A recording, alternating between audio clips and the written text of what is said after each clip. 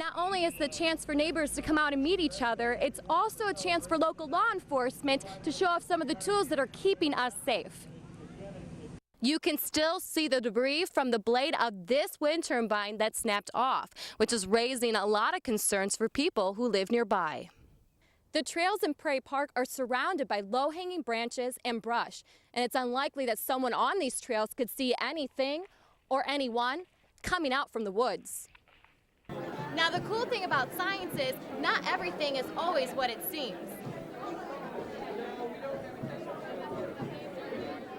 Therapy dogs like Ever, Ginger, and Callan make a hospital feel a little more like home. The UVA and UVB rays from the bulbs in the tanning bed is what gives you that tanned skin, but it has also been linked to various forms of skin damage and a deadly skin cancer known as melanoma. Now, Chief Fython, thank you so much for being here with us. You're welcome, Christine. Now, the area we're talking about is along Greek Row and to the west. What do you tell parents and students who question how safe it is to be in parts of DeKalb?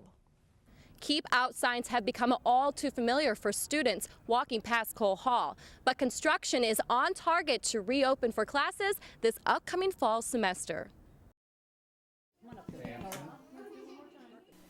A surprise like this is all in a hard day's work. And these dogs are especially eager to put in extra hours at Kishwaukee Community Hospital. They are the crew members of the Healing Paws team, and when duty calls for a visit, this staff of 11 volunteer handlers and their 13 dogs have credentials in therapy. Jan Sofranco and her 2 golden retrievers started this program that is helping patients take a break from their illness. The dog walks in, I introduce them, I give them their card, and they start talking immediately about anything other than their illness. The cards she's talking about are these. They look like baseball cards, and it's all a part of taking patients' minds off of being in the hospital. Therapy dogs like Ever, Ginger, and Callan make a hospital feel a little more like home. A study by Therapy Dogs International shows that a visit can help boost morale and offer comfort and companionship to patients. And while Raymond Bennett was handling the news of stage 4 cancer, it took just one visit to certify his dog. We said that's a great thing because that's given her back to everybody, and I felt so good about it. I want somebody else to have that great feeling. For Jan, lending a paw to patients from her retrievers also has its own rewards. I go home in my car and I'm thinking about the visit, and it just makes me smile. It makes me feel really, really good. And with a job description looking for experts in greeting patients, a smile like this can be contagious. From Kishwaukee Community Hospital, I'm Christine Souders for NTC News Tonight. Now that the caution tape is down in Prairie Park, police are continuing to keep a close watch after finding human remains. Good evening, I'm Jordan Ackman. And I'm Kimberly Salton. But is this enough to make people feel safe on the trails? NTC News reporter Christine Souders explains what changes are in the works for the park. Watching the birds fly overhead and finding animals frolicking in the woods. These are just some of the reasons why Herbert and Irene Rubin have enjoyed walking the Prairie Park paths for over 30 years. Today we got a rump of beaver, and it was just wonderful. I mean, the little critters, I mean, they are nature's engineers. Leaving the paved path to search for wildlife and prairie flowers also means entering into the isolated woods. But now we are left with reminders of just how secluded the woods really are.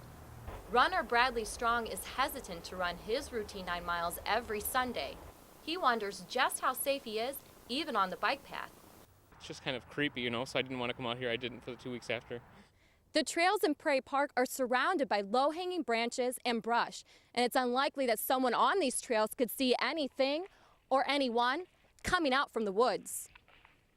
Park officials are planning to meet with DeKalb police on how they can improve the condition of the trails. We'll probably take a walk through the park to see if there's any issues. For example, things like, are there parts of the trails that maybe we might have a little bit of more overhang of trees in that we might trim back in that.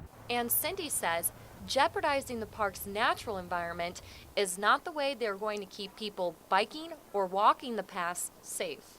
that will improve safety, but at the same time not destroy the character of that park, because people go there because it is a natural area and very, very pretty.